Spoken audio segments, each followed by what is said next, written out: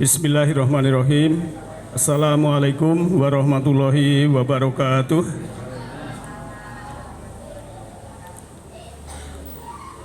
Alhamdulillah alladzi arsala rasulahu bil huda wa dinil haq liyudhhirahu ala dini kullihi walau karihal musyrikun. Asyhadu an la ilaha illallahul malikul haqqul mubin wa asyhadu anna Muhammadan abduhu wa rasuluhu rahmatan lil Allahumma sholli ala Muhammadin wa ala alihi wa ashabihi ajmain, amma ba'd. Subhanaka la ilma lana illa ma 'allamtana innaka antal alimul hakim. Rabbi shrah li sadri wa yassir li amri wahlul 'uqdatam min lisani yafqahu qawli. Kaum muslimin wal muslimat rahimakumullah. Ayah bunda yang saya hormati, adik-adik, anak-anak saya yang saya cintai, marilah kita bersyukur pada Allah Ta'ala bahwa pada sore hari ini kita masih diberikan keberlimpahan kehidupan, masih bisa melaksanakan kewajiban, dan masih diberikan usia di mana kita masih bisa menghirup udara yang segar. Bisa bernafas itu salah satu penghargaan limpahan Allah yang nomor satu. Karena walaupun punya mata, punya telinga, tapi kalau tidak bernafas, tidak berfungsi organ yang lain itu. Maka nafas itu sebetulnya salah satu bahwa kehadiran energi Allah Ta'ala itu ada pada diri kita. Ayah bunda yang saya hormati, kita belajar dari pisau. Pisau itu supaya tajam diasah. Ya, apalagi bapak-bapak yang biasa menyembelih, pisau itu supaya tajam diasah. Nah, begitu juga manusia. Manusia supaya pikirannya itu tajam, intuisinya tajam, inteligensianya tajam, maka perlu diasah. Tapi ngasahnya tidak pakai ungkal. Kalau manusia ngasahnya pakai pengetahuan. Jadi kalau pengetahuannya itu luas, insya Allah wawasannya juga luas. Tapi harus mengerti fungsi daripada pengetahuan yang dimiliki. Pengetahuan yang dimiliki itu harus bisa membuka mata hati, membuka mata jiwa, membuka mata batin, membuka mata rohani. Sedangkan ilmu itu juga bermanfaat pada dirinya, menjadikan dia itu wawasannya luas, bukan tambah ilmu malah tambah sempit. Karena Islam diturunkan ini universal, humanis, ya, dan itu memang rahmatan lil alamin. Nah, oleh karena itu kita belajar dari pisau. Pisau kalau diasah bisa tajam, maka kita semua mengasah pikiran kita itu dengan pengetahuan atau ilmu. Kalau dari UNESCO, learning to know, belajar untuk mengetahui. Setelah mengetahui, ya kita harus learning to do, kita mempraktekkan apa yang ada itu. Misalnya ada suruh tanggung jawab, ya tanggung jawab, suruh jujur, ya jujur. Itu ibaratnya melakukan ilmu yang sudah ada. Setelah learning to do, kemudian learning to be, setiap hari sudah menjadikan ilmu itu dipraktekkan setiap hari. Sehingga akhirnya bisa learning to live together. Sudah bersama-sama manusia banyak, umat banyak, membangun peradaban dunia ini, memajukan semesta, dan menjadi penebar rahmat. Itulah yang diinginkan Allah secara pragmatis. Begitulah adanya bahwa kita diberikan agama ini. Dan agama ini salah satu fungsinya adalah untuk memproteksi atau melindungi diri kita sendiri dari kejahatan diri kita sendiri. Jadi kejahatan itu kan dari kita sendiri. Misal manusia itu tempat lalai dan lupa. Pagi tadi saya membaca berita, anak gadis 15 tahun tertabrak kereta api, 3 orang di Batang. Ini karena apa? Karena lalai. Bar sahur kok ya nyangeril. Misalnya seperti itu. Nah, manusia itu tempat lalai, tapi kita memahami secara mafhum mukhalafah bahwa manusia itu tempat ingat juga. Maka kita selalu diperingatkan. Kaum muslimin wal muslimat rahimakumullah, ayah bunda yang saya hormati.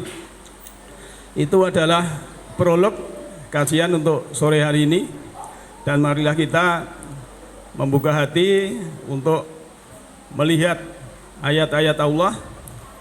Kalau kita memahami sebagai ayat pembuka dalam surat Al-Anbiya ayat 35 bahwa hidup ini ada ujian 2 macam. Yang satu al-khair, kebaikan. Yang kedua adalah asyar, keburukan. Maka kita harus memahami dalam pasangan kita ada baik juga ada buruk. Dalam harta kita juga ada baik ada buruk. Anak kita ada baik ada buruk. Itu ujian-ujian dalam hidup ini harus kita lakukan supaya kita ini bisa lulus, supaya roh kita, karena manusia sering saya sampaikan terdiri dari jasmani, jiwa dan roh. Roh itu suci. Ya, kalau jasmani itu mungkin ya dengan pikirannya mungkin masih ada ego, sakit hati, kecewa, takabur, marah dan lain sebagainya. Nah, oleh karena itu Bapak yang saya hormati, kalau ujian ada baik dan ada buruk, sedangkan Allah juga sudah mengatakan di surat 18 ayat 84 itu kan, inna makana lahu bil ardi wa atainahu min kulli syai'in sababa. Dalam kita melaksanakan ujian ini ya, hidup ini ujian identik dengan soal harus dikerjakan. Untuk mengerjakan harus tahu materinya, salah satunya hukum semesta atau sunatullah, yaitu kausalitas atau sebab akibat. Jadi kalau kita memahami hukum sebab akibat, itu pun sudah menyelamatkan diri kita, dalam arti sudah melangkah kepada keselamatan. Bapak Ibu yang saya hormati, dan kita dalam belajar itu tidak boleh dengan istilah kesombongan. Sebab Bapak, kalau kita meneliti dalam Al-Quran, yang namanya Nabi Musa saja itu seorang Nabi Rasul suruh belajar kepada orang yang mendapat rahmat dan ilmu. Jadi Rasul itu selalu belajar atau selalu mengasah intuisinya. Beliau ini, para Rasul dan Nabi ini tidak sekolah di bangku akademik, tidak kuliah, tapi ilmunya luar biasa, apapun tahu. Itu karena intuisinya kuat. Kuncinya adalah di dalam hatinya itu ada kebersihan. Kalau tidak bersih ya seperti Abu Jahal, Abu Lahab itu, walaupun tahu bahasa Arab, karena hatinya kotor, pikirannya virus-virus yang menjijikan, akhirnya juga tidak mendapat hidayah. Nah, Bapak Ibu yang saya hormati, sehingga apabila kita sudah mengerti, memahami apa fungsi dari hidup kita ini, oh ternyata ujian, termasuk kita disuruh siam ini juga suatu ujian. Namun kadang ada yang latah memaknai istilah hubudunya atau istilahnya zuhud. Ya, orang yang memaknai salah, zuhud itu orang yang kumuh, kemudian bajunya kumuh, sarungnya kumuh, bukan itu. Saya analogikan demikian. Bapak Ibu dalam keadaan lapar, lapar sekali. Kemudian melewati rumah makan Padang. Ada orang makan menyantap dengan lahapnya. Padahal tidak punya uang. Kepengen makan nggak? Pengen makan nggak, Bu? Lapar terus ada lewat di rumah makan, tidak punya uang tapi ada orang makan dengan lahap. Kira-kira pengen nggak? Pengen. Nah, maka memahami zuhud di sini, ya, istilahnya panjenengan harus punya uang dulu. Ben ora kepingin duite wong liya. Itu loh masalahnya. Jadi supaya tidak keinginan punya orang lain, dia itu harus punya apapun yang berhubungan dengan dunia ini. Karena kita melaksanakan apapun di dunia ini, infak, sedekah, ya, kemudian haji, umroh, zakat dan lain sebagainya, itu semua menggunakan yang namanya uang. Tapi juga jangan latah lagi, duit ora digawa mati. Ada yang bilang begitu. Saya kadang baca medsos ini kok sempit sekali pengertiannya. Nah, saya balas, orang kalau tidak punya duit itu setengah mati. Layamutubiha walayahya misalnya. Oh, ternyata dunia itu menurut petunjuk Allah seperti itu. Walaupun dunia itu ya sifatnya fana, tetapi karena kita hidup di alam fisik, fisik ini memerlukan yang namanya makanan. Makanan fisik, ya kalau kita sore-sore ada kolak, ada nasi dan lain sebagainya, itu makanan fisik. Sedangkan makanan pikiran itu bisa lewat jendela telinga, bisa lihat mata, Pak. Kalau kita mendengarkan hal yang buruk kemudian diolah dalam pikiran, itu nanti juga bisa merusak pikiran kita. Akhirnya jiwa kita merespon, oh ini buruk. Begitu juga baik. Maka dalam Islam itu kita disuruh berkawan dengan orang-orang yang soleh. Kalau punya teman yang baik itu ibaratnya dekat dengan orang yang jual minyak wangi. Walaupun tidak beli, itu kita dapat bau wangi. Itulah.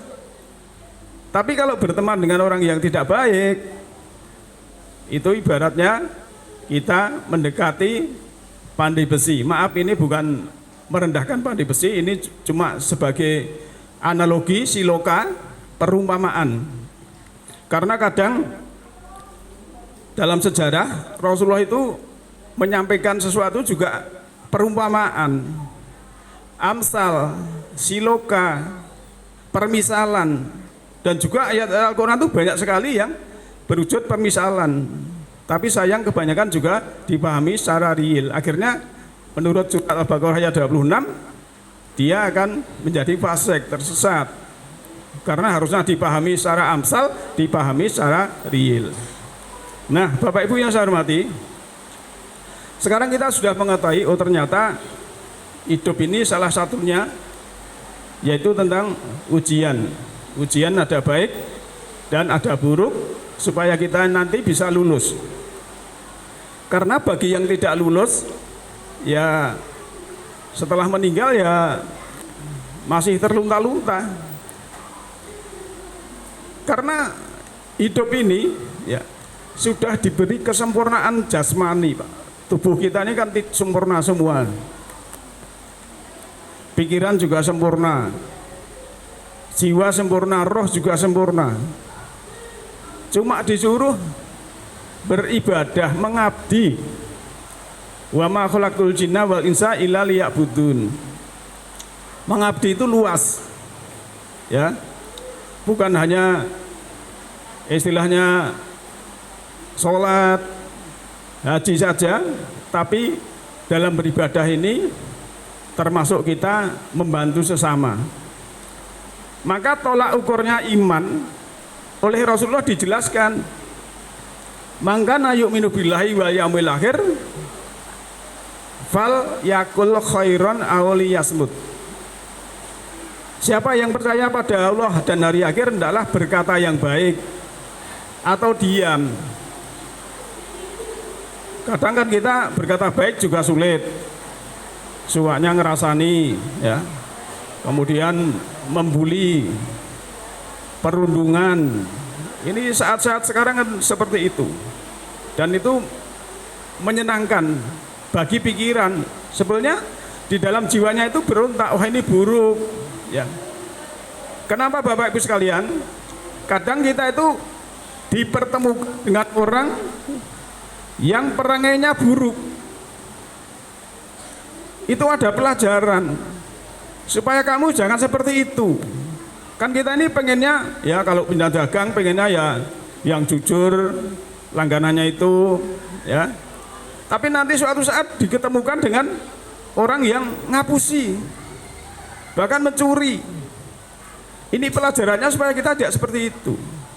Dalam bertetangga, bersahabat, kadang kita juga dihadirkan orang-orang yang mengolok-olok kita, merendahkan kita. Itu pelajarannya supaya kita itu tidak mengolok-olok orang lain, tidak merendahkan orang lain. Soalnya kalau saya direndahkan, diolok-olok juga nggak enak. Maka dari itu, inilah apapun kejadian itu harus ada pelajaran buat kita semua. Sehingga yang terjadi netral, Pak. Allah itu sebenarnya netral, ya. Kalau nuwun sewu, maaf, ini saya contohkan. Kebetulan ada kecelakaan orang meninggal misalnya. Ini keluarganya ini kan sedih, Pak. Tapi di semesta ini juga ada hukum paradoks. Yang jual peti mati, kepayon, ada orang beli. Padahal dia tidak berdoa mudah-mudahan ada orang meninggal. Tapi intinya dia cuma cari rezeki supaya terbelok peti saya ini laku. Nah disinilah seperti itu. Maka kadang manusia itu memberikan judul.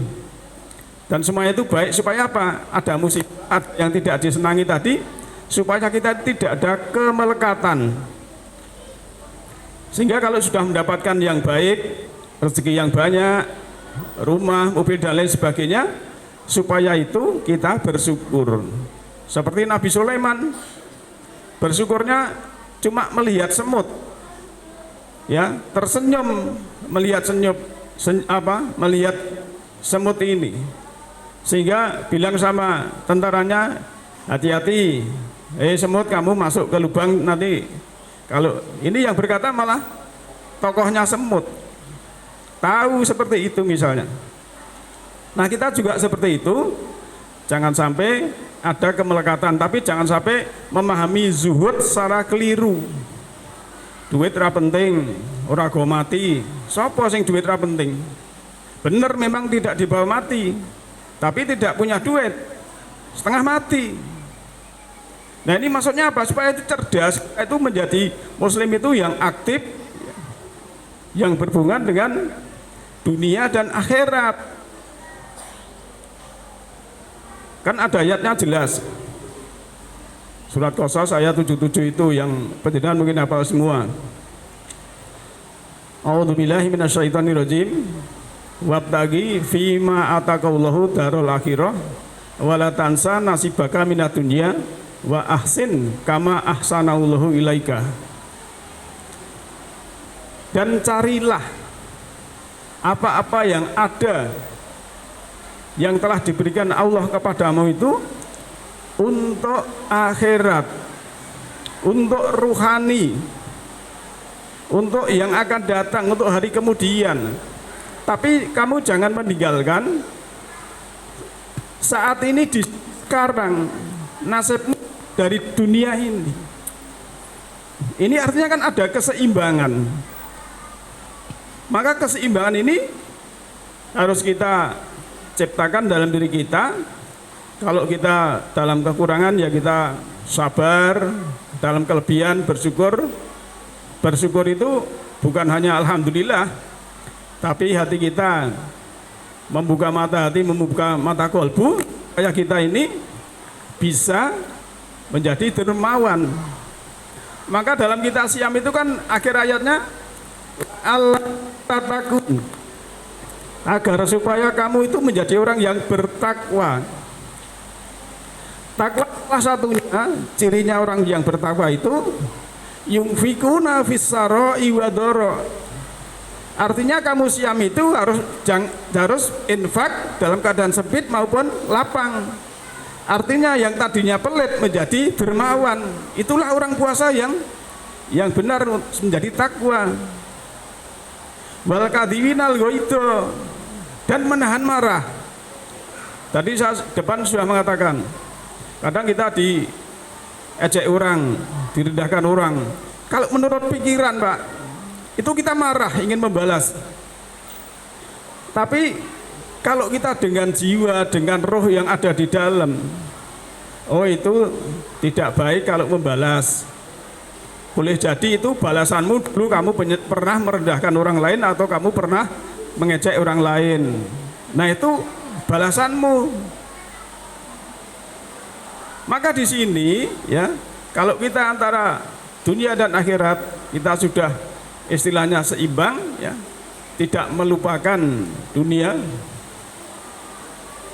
Wa ahsin kama ahsanallahu ilaika, dan berbuat baiklah kamu sebagaimana Allah berbuat baik kepadamu. Allah ini berbuat baik kepada kita luar biasa, Pak. Ya. Bapak Ibu, monggo kita kilas balik. Panjenengan sebelum dewasa, sebelum tua, dulu bayi toh nggih? Nggih Bu, pernah jadi bayi Bu? Pernah. Sadurunge bayi enten pundi? Enten rahim, bener. Sadurunge enten rahim wujudnya napa? Nah, bingung. Harus kita lihat. Manusia itu dari turab. Turab itu saripati tanah. Ayah ibu kita ya makan dari hasil sari bumi tanah. Ada nasi, ada ayam. Ayam juga makannya dari tanah juga. Ada lembu, lembu juga makan rumput. Nah, dimakan orang tua kita kemudian menjadi sperma dan ovum. Dan saat itu ya terjadi pembuahan. Ini asal usul kita.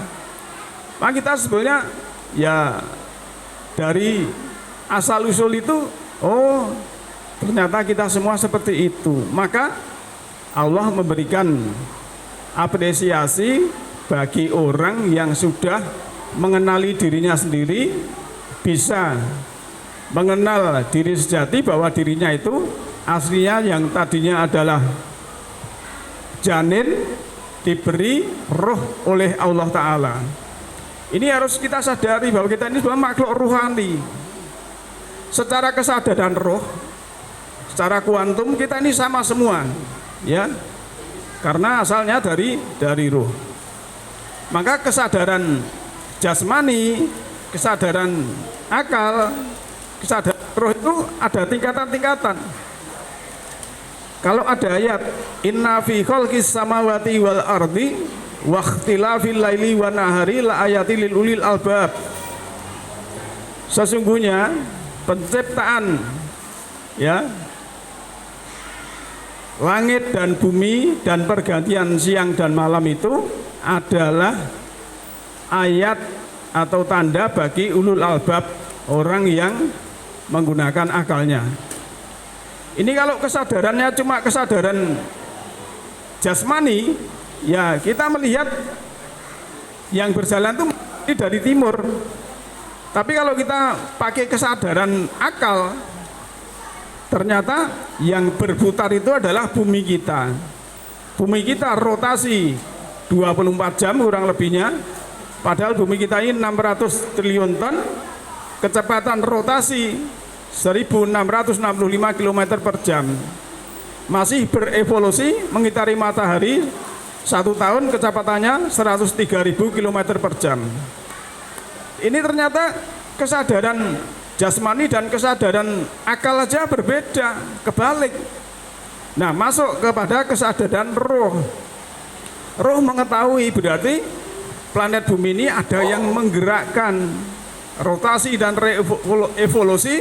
Ini yang menggerakkan adalah Allah yang maha penggerak. Maka ada istilah sabbahalillahi ma fis samawati wal ard. Maha penggerak Allah yang mempunyai langit dan bumi. Bapak Ibu yang saya hormati, maka dari itu dengan hal-hal yang demikian kita harus terlepas dari apapun yang itu sesuatu yang menjadi virus dalam pikiran kita. Maka kuncinya dalam kita menyaring yang kita lihat, kita menyaring yang kita dengar, itu harus betul-betul hati-hati, apalagi waktu kita siam.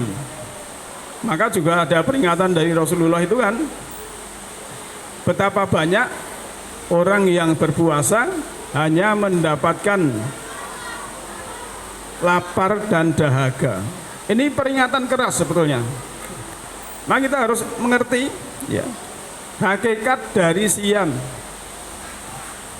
Tadi saya sebutkan depan, supaya kita bertakwa itu ya, contohnya tadi, yang tadinya pelit menjadi dermawan, yang tadinya suka marah-marah menjadi sabar.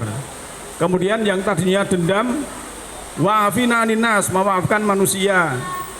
Kemudian kalau dolim linafsi, menggelapkan dirinya, kemudian dia itu segera bertobat pada Allah bahwa ini adalah kesalahan. Maka kalau kita istighfar, itu jangan hanya astagfirullahaladzim, sebutkan yang kita minta itu kesalahannya di mana. Kita sebutkan pada Allah Ta'ala bahwa saya menjalankan ini salah ya Allah, saya minta maaf dan lain sebagainya. Disitulah kita insya Allah akan mendapatkan ampunan dari Allah Ta'ala. Nah, Bapak Ibu yang saya hormati, maka jangan sampai kita menyia-nyiakan kesehatan kita, apalagi ya kita hanya berlama-lama pegang HP ya. Itu kalau buang-buang pulsa itu enggak masalah sebenarnya, tapi yang tidak bisa dibeli itu waktu ya dan tenaga. Karena waktu kita itu usia ini tidak bisa dibeli, Pak.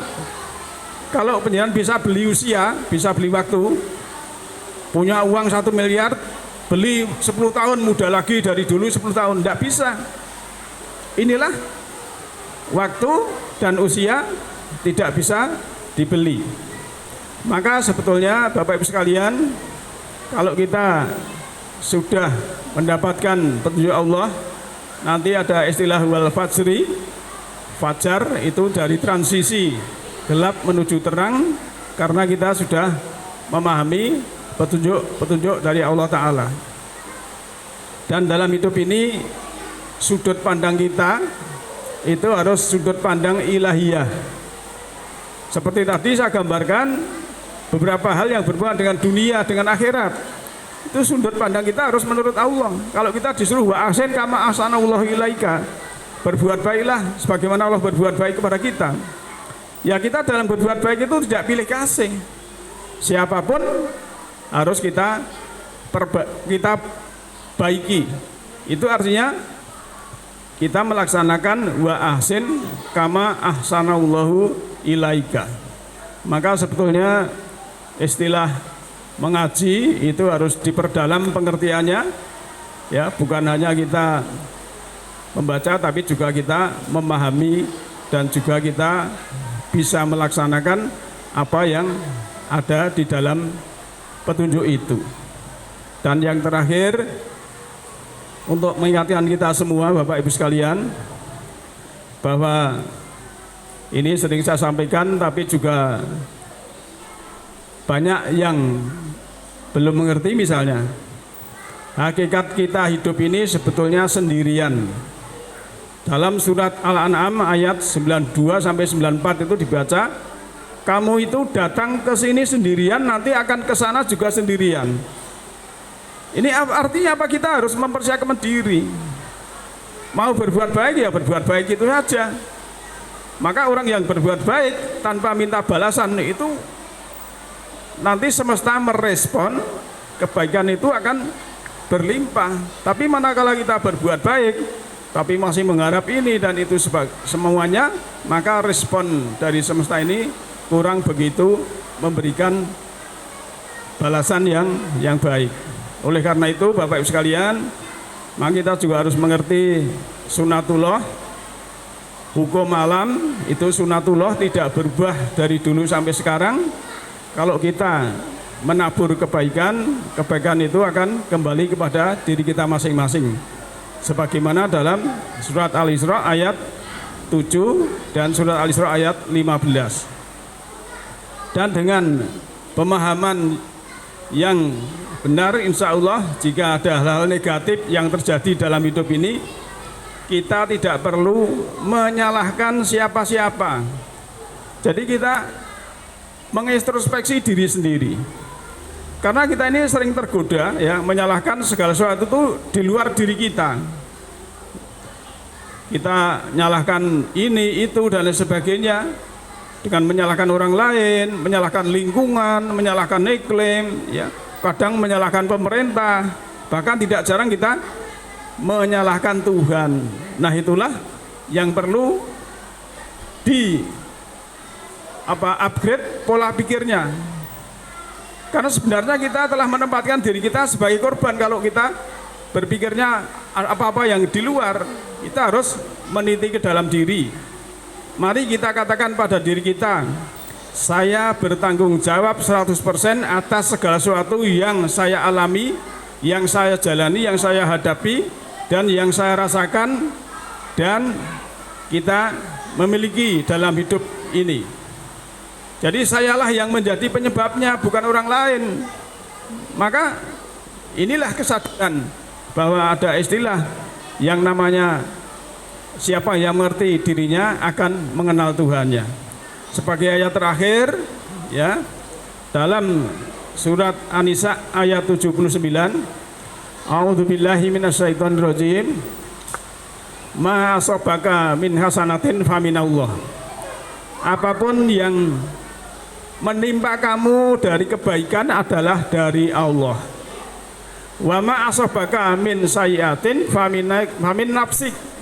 Dan apa saja yang menimpa kamu keburukan itu adalah dari dirimu sendiri, dari yang kamu kerjakan sendiri.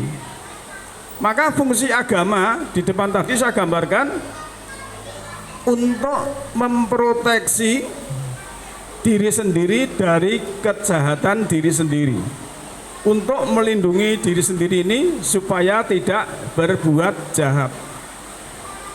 Nah, Bapak Ibu sekalian, beberapa hal yang kita sampaikan ini sebenarnya untuk mengingatkan diri kita sendiri, diri saya, karena yang namanya petunjuk itu adalah untuk yang membaca. Setelah yang membaca memahami, yang mendengarkan insya Allah juga bisa memahami. Demikian, karena hujannya deras dan anak-anak ramai sekali, maka kita menunggu untuk saatnya. Semoga bermanfaat untuk saya dan Bapak Ibu semuanya. Yahdillahu linurihi may yasha. Allah memberikan petunjuk semesta rohani kepada siapa yang kehendaki. Siapa yang kehendaki adalah orang-orang yang berkehendak. Nasru minallahi wa fa'u qarib. Alhamdulillahi rabbil alamin. Assalamualaikum warahmatullahi wabarakatuh.